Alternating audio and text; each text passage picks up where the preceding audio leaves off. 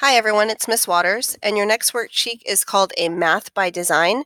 So you're going to need to answer the math questions below and then use the shading to find out the hidden picture. So let's look at number 1. Number 1 says, for each example below, find the perpendicular slope.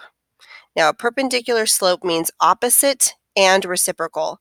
So opposite means you're going to use the opposite sign. So if they give you a positive, you're going to change it to negative. And a reciprocal means that you're going to take any number, make it a fraction, and we're going to flip it. So we need the opposite sign and the reciprocal of the fraction. So when I look at number 1, I know that the slope that they're giving me is a positive 2. So right now my slope is 2 over 1.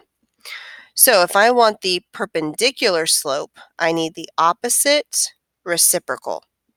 The opposite of a positive slope is a negative, and the reciprocal of 2 over 1 is going to be a 1 over 2. So my perpendicular slope is negative 1/2. I'm going to look over here at my diagram. I'm going to look for all the places it says negative 1/2. And I found 3 of them, 1 on the top and 2 on the bottom.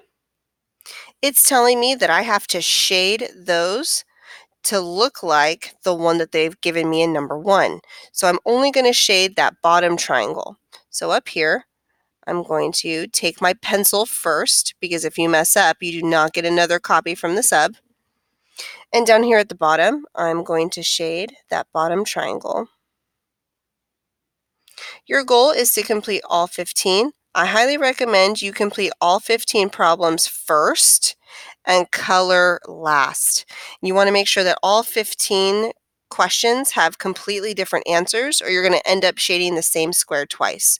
Please note that number 12 has no shading, so wherever you find that answer, you're leaving the entire box blank. Make sure when you finish coloring, you submit it to the substitute for credit. Thanks, guys.